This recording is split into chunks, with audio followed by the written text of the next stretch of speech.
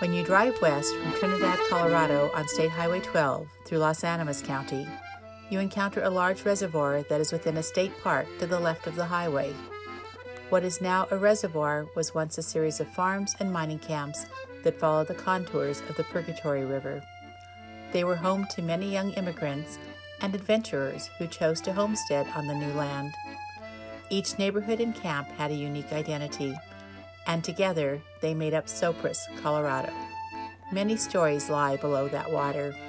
Those that remain must be saved.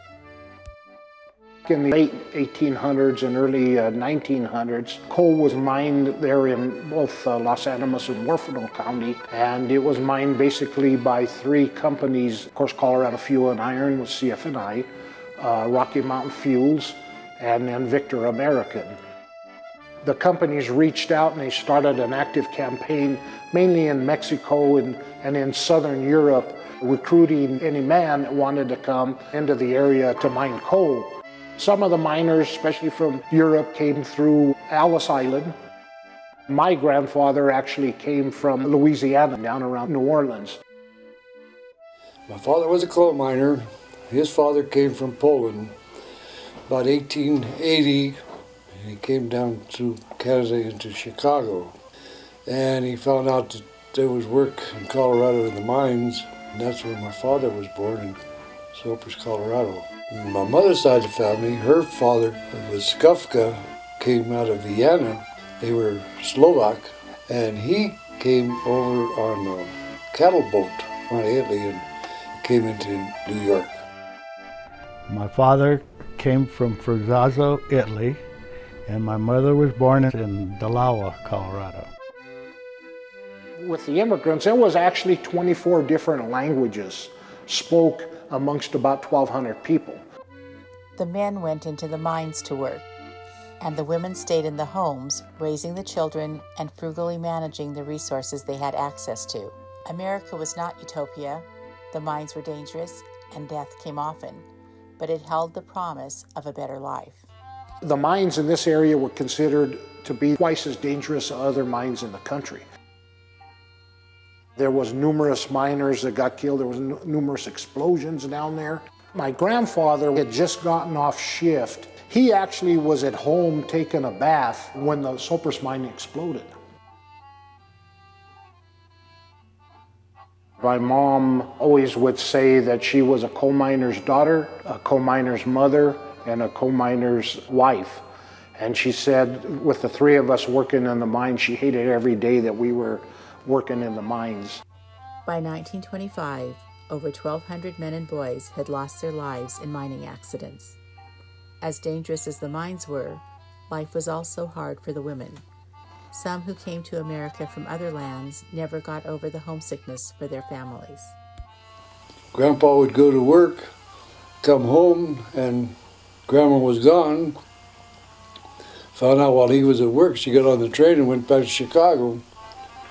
And he'd have to run her down and bring her back. I owe my soul to the company store. For many years, miners were paid in scrip that could only be spent at the company store, and the company set the prices. Women had to work tirelessly to provide for the family's needs. Even when compensation was in real dollars, but still too few, they had to pinch every penny. Children helped out. We had at least 100 to 150 chickens, and my mom would sell the eggs and we'd sell the chickens. Both my mom and I worked for San Bernelli, and she would sweep floors and I would make deliveries. I would deliver milk in the morning before school. Any way that we could make money, my friends and I, we would dig holes for outhouses. I am one of 10 children. There wasn't a thing my mother wasted. She canned everything. She made all kinds of jelly. She baked bread once a week. She sewed everything. My mother being married at 15 and eventually having 7 children in the house and was able to put food on the table every night for the family with not very much money. It's amazing to me. The school played a central role in the community. These immigrant parents saw America as not only a place for them to be successful, but also as a place where their children could be well educated, and that was a priority. They did not want their sons in the mines. Our education, even though it was just to the 12th grade, was second to none. Our education at Sopris was leading to college prep. My brother ended up as an engineer for safety in the mine. I could remember being probably in my latter stages of high school where my brother took me into the mine. And that made a decision for me. There was no way I am going into a mine. And I think my brother did it purposely so that I wouldn't go to work in a mine. I started high school at Sopris and had my 4 years of high school there. Got out in 1941, and then I got a scholarship to go to Trinidad Junior College and took a course in engineering, be an engineer. All the while, the Purgatory River that was important to the town went on periodic rampages. In 1968, all residents were bought out by the Army Corps of Engineers and forced to move out by December 31st of 1970. While the physical town is gone, it is not forgotten by those who once called it home, and while their homes are lost, their stories must not be. To them, growing up in Sopris made the difference. If Sopris was still there, I would still be there. And the people that I know in Trinidad right now that was born in Sopris feel the same way.